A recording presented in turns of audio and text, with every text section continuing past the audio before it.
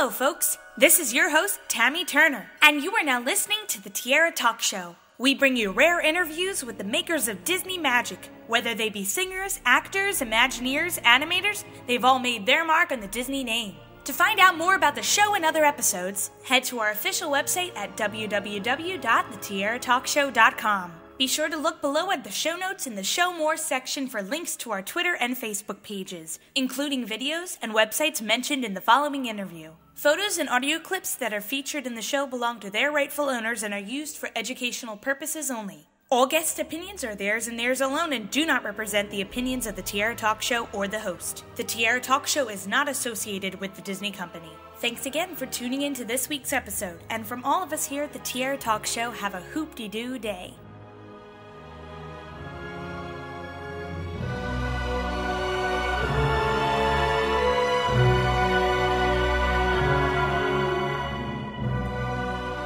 I'm excited to welcome this week's Tiara Talk Show guest, animator Ron Husband, to the show. Welcome, Ron. Thank you, Tammy. So you have recently published a book called Quick Sketching with Ron Husband, and I'm very excited to talk about this book. But I first wanted to discuss your early years working at the Walt Disney Animation Studios. So what were those early years like working for the company? Well, there was a lot of changes going on at the time. When I got there in 1975, there had been not a whole lot of changes in the animators. The same animators that had worked on Snow White in 1937, Frank Thomas, Holly Johnson, those animators were still animating in 1975 when I got there, and there was hardly anybody in between.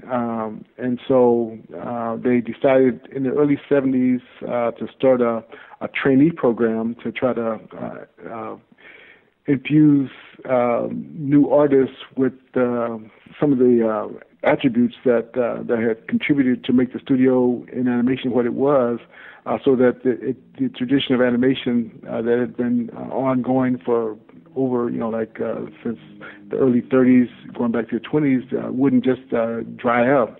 So they brought in, they put Eric Larson over the training department to bring in and find talent from around the world to be able to train in the Disney style, and so that was my genesis into the studio. I knew nothing about animation going in. I could just draw, and that was my strong point. Just because they accepted me on the possibility that I could be trained to be a Disney animator, not that I was an animator going in. And so the training department was started, like I said, a few years before I got there, and so it was an influx of new blood into the system to try to train us and get us up to speed to be able to carry on the tradition that had been started decades before. And Glenn Keane was one of your fellow animators. He shared an animation room with you?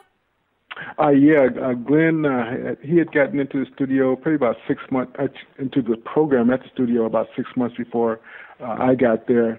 And so we were all trained under Eric Larson to be able to carry on this tradition of animation in the Disney style.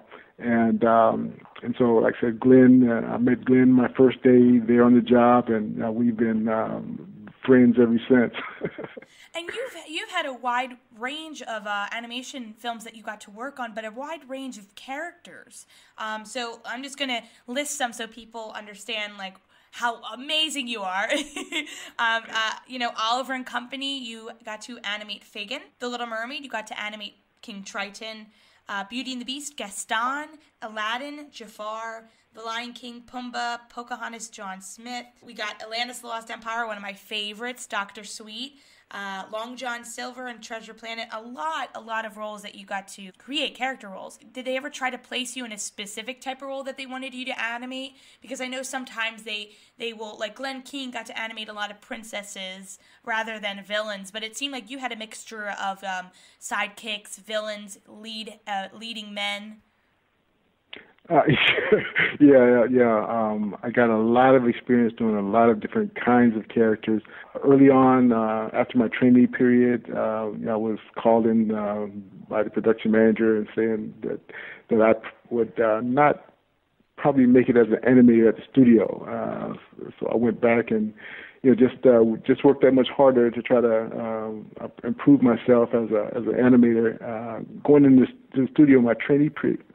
Going in as a trainee, I had no animation experience whatsoever.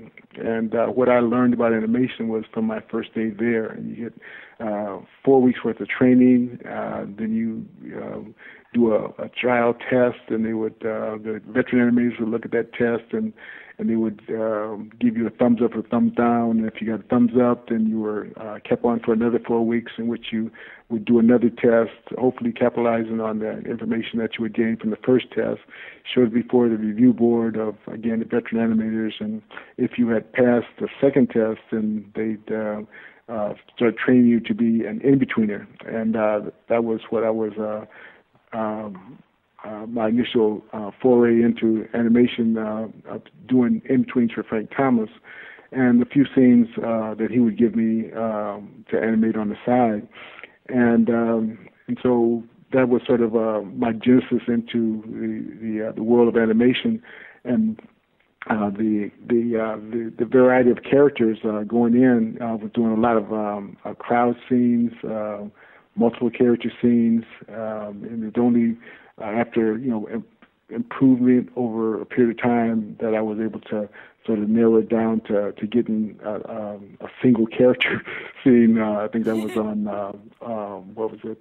Rescuers Down Under, when I really broke out of the mold of doing multiple character scenes. And actually on Mermaid, I didn't do any of the Triton. I did some some Ursula and some Eric and Octopus, and so I did a variety of characters, and as well as the crowd scenes. But again, I got a chance to break out of that on Rescuers Down Under, on the Cody unit, and under Russ Edmonds, and I got a chance to do some things which led to Jafar and single characters, Gaston, etc. On other pictures. I cannot imagine how difficult it is to animate. I can't draw at all. So I really, really do appreciate when I watch these movies, just the time and effort that it takes to create a scene and everything. What did you feel was the hardest character to animate? There's not an easy character, and one of the things I really enjoy about Disney and the Disney Studio is the preparation that it takes to before we actually start doing any animating, doing the background research on the particular characters, whether it's a human character or whether it's a four-legged character, and then what kind of a four-legged character, and just looking at the reality of what we're attempting to animate, because we want to have a starting point. And our starting point is the reality, and so now your imagination can run wild, but it's based on the reality of that particular character. So I think you had originally asked me, what was the hardest character. So they all have a built-in degree of difficulty, and like I said, the really fun part, a part of the fun part for myself is doing the research on the various characters to bring some believability to the screen, to the acting performance that the characters are going to put on. I have to highlight two of my favorite characters that you got to work on. First, I wanted to talk about Treasure Planet, because you got to work on Long John Silver, correct? Yes. Uh-huh. This character, of course, is based off of the one from the book, Treasure Island. And Disney was testing out, if I'm not mistaken, some CGI and how to add that to character. Now, Long John Silver had an arm that had all these mechanics on it, and some of those mechanics were CGI, if not all, I believe, right? Yes, yeah. Glenn King was very instrumental in bringing that character to life, literally, and working closely with the CGI computer people to be able to animate the arm roughly on paper, and then have them to be able to size that arm and to manipulate it around and to move it as we're given directions from the rough drawings. So it was a collaboration between the two, and the marriage was just fantastic to be able to piece those two pieces together, live action, CGI, as well as the drawing. I'm a huge fan of Atlantis: The Lost Empire. I got to interview some of the character voice actors, including Phil Morris, who was the voice of Dr. Joshua Sweet. While I was researching for that interview, I found a copy of Atlantis that was it was a big special edition version, and of course you got to be on it. I was so excited. I saw that you were an animator on it. I was like, yes. And you were talking about how fast Dr. Sweet moves. He moves naturally, of course, but he's more he has a fast pace about him, more so than the other characters. And you said it was kind of hard to match up the mouthing of the words to Phil Morris's performance. Phil has very fast, fluid delivery, and trying to capture that hummingbird type delivery with this great big guy, and Dr. Sweet was designed to be, a big, just a big guy, 6'6", weigh about 250 or so, and I modeled him after Woody Strode, the character actor back in the probably late 60s, 70s or so, but he was who I had in mind when I sort of put him together and to try to bring him to the screen. But Phil's voice was trying to match up with that voice and the delivery that he brought to the character. It was Kirk and Gary's idea to make it really an action adventure. I remember when I was brought in early on, and they were saying, okay, which character do you want to animate? And I was mulling over in my mind which one of the characters that some of the characters had already been taken. There was a couple left, and Don Hahn, producer, comes out. I was in the lunchtime sketching, which I usually do, and he said, Ron, we'd like you to do Dr. Sweet. So I just sort of took the options out of the plate. I was really thinking about doing Dr. Sweet. And so yeah, I got a chance to do Dr. Sweet, and based on Mike Mignolia's Hellboy comics, they were trying to go for that look as far as the design. So that's why Dr. Sweet has this small head and these great big broad shoulders and big body, because that's sort of the way Mike Mignolia had drew his characters. And so Kurt and Gary they wanted that in Dr. Sweet. As well as when I talked with Kurt, he was saying, if this is Disneyland, we're going directly to Adventureland. With all the bombs and explosions and things happening in rapid fashion, and all this high adventure. Well, that was the kind of picture that they wanted to make, and so that was what I was thinking early on as I started to delve into Dr. Sweet and to try to bring him to the screen.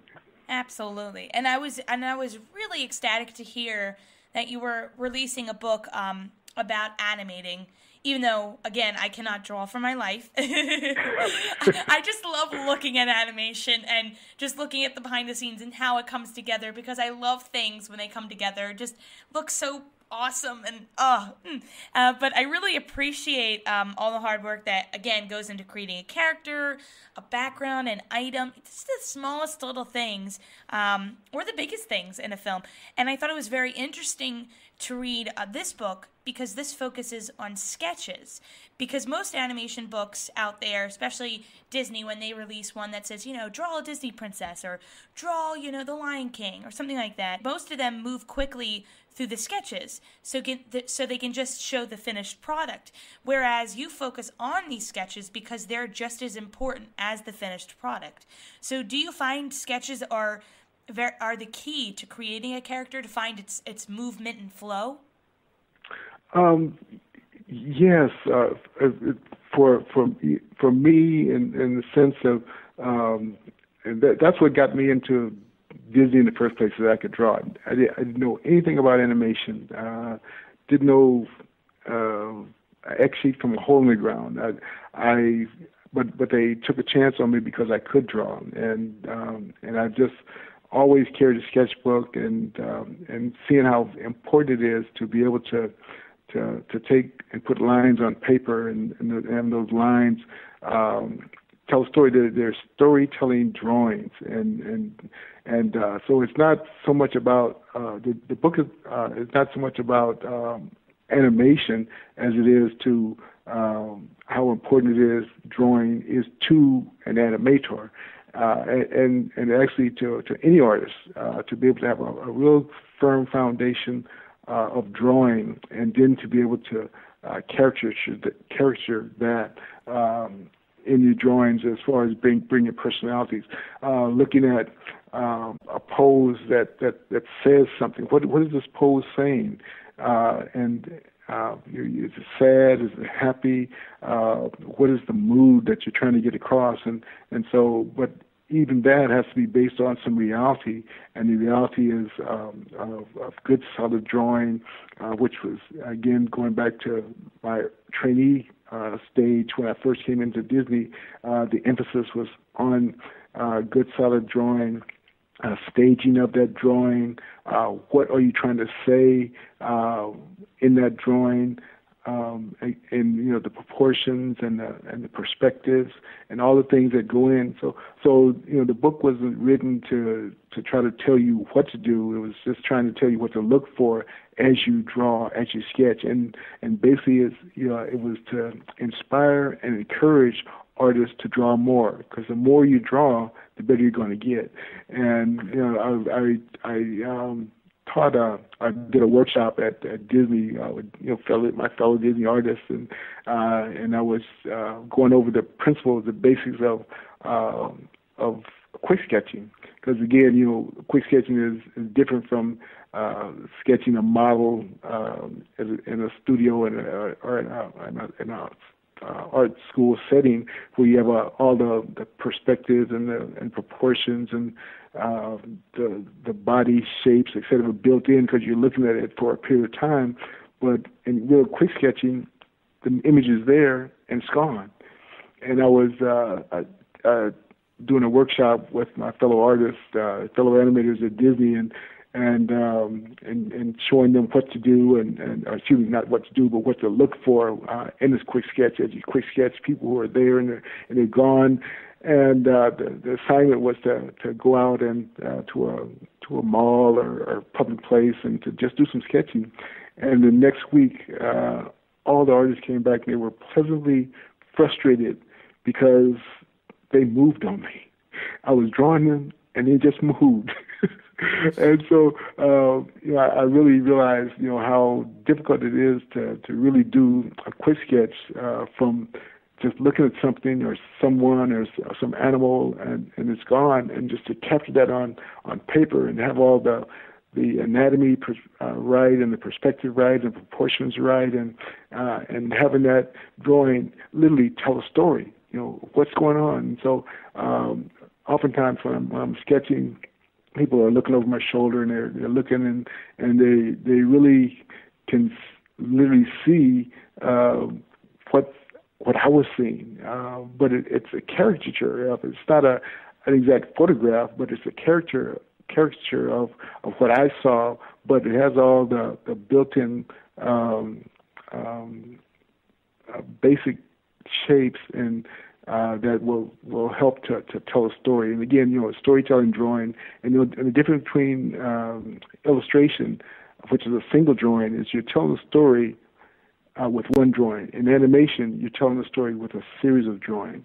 And so there's not a whole lot of difference between one and the other. And so again, the better you are at drawing, then the better you're going to be at your storytelling, because that's where it all, that's the main point, is to tell a story in an entertaining way. I loved looking through your book. I kept, going back to certain pages because I loved one of the sketches that you had was of a man throwing a woman into the air. I think it was a dancing performance they were doing. And, I could just picture that in my own mind of what I could see. It shows so much, but then it leaves it up to the animator to, or just a regular person looking at the sketch to take it into more detail in their own eyes. I try to put just enough information down to where, like your imagination is going to fill in the blanks, and so people who are artists, they can appreciate that. People who are non-artists, they can look at the pictures and just like I said, fill in the blanks and be entertained by looking at the pictures. Because part of those quick sketches they're entertainment. For me, it's like practice. I've got hundreds of sketch pads, and over the years, people have looked over my shoulder and said, Ron, you ought to write a book about that. You ought to write a book about that. Because I've been carrying a sketchbook since when I was in high school in 1968.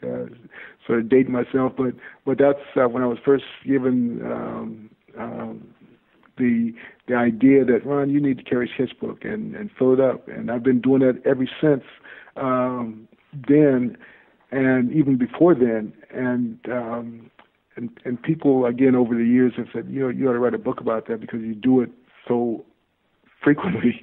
And just about 5-6 years ago, I said, maybe I need to, because I was doing some teaching, and the same basic principles that are in the book, I was verbalizing them to my students.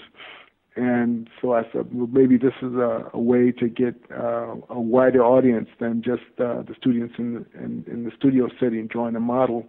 And so I took about the last 5 years of free time, after I get off work, to devote to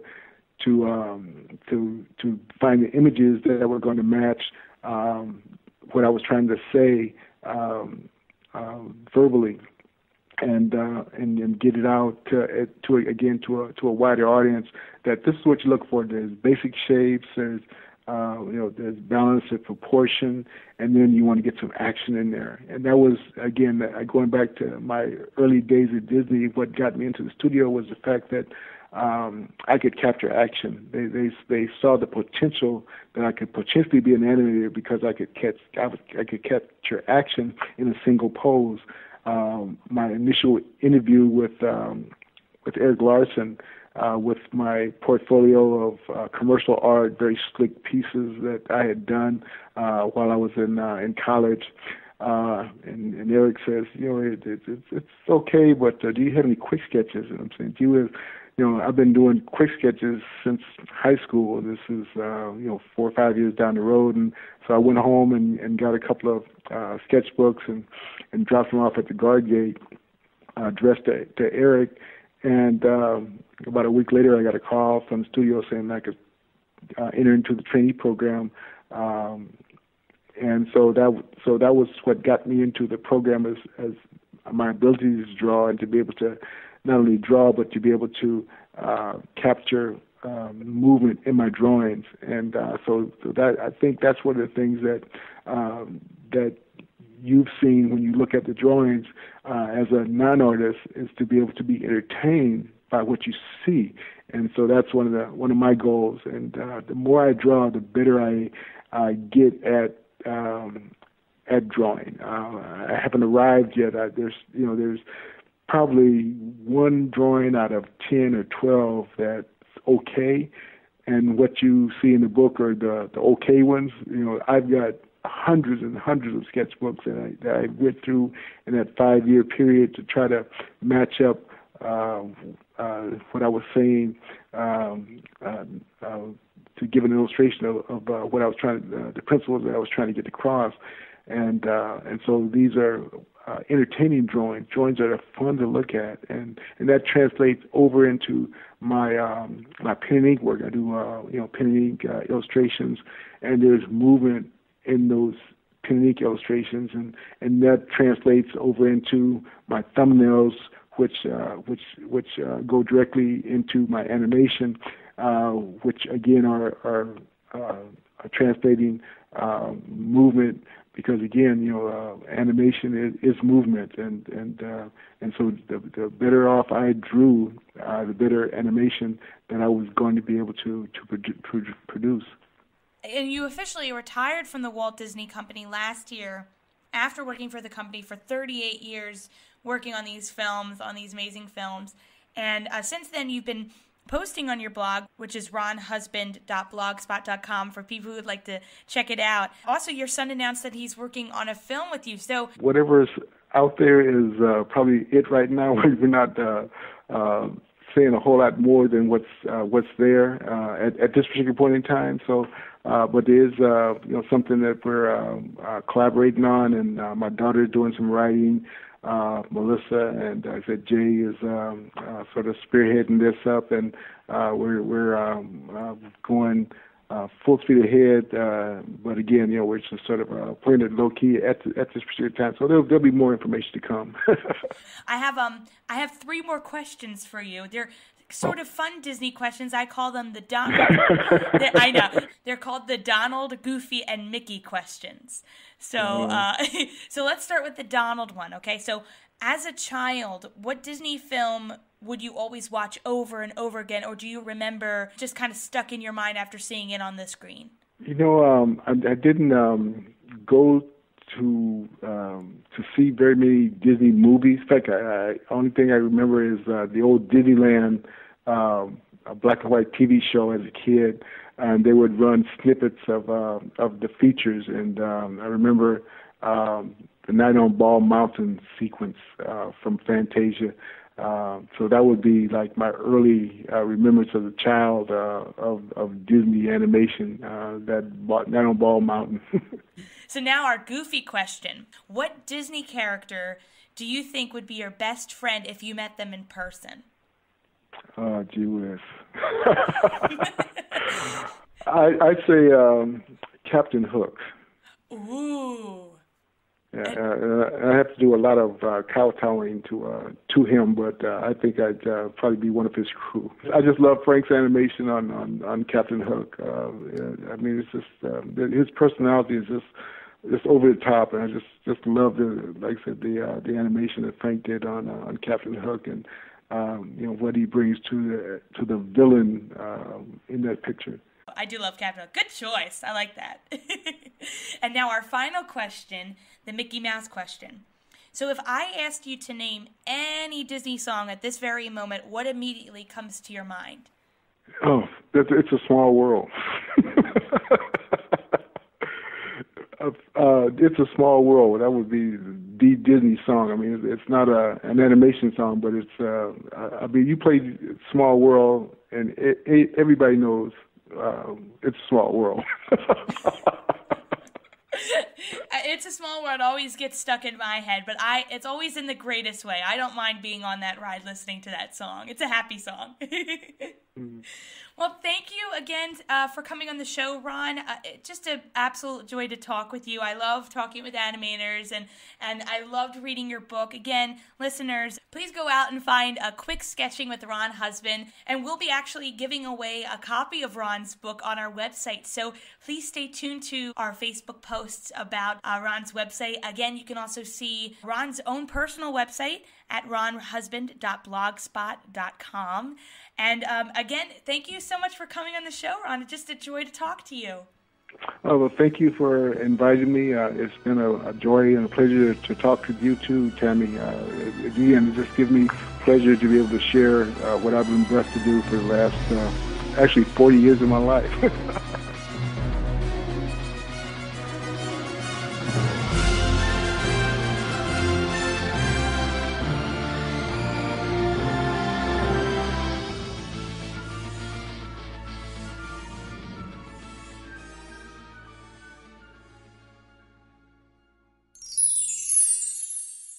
Making new friends, like that spider psycho.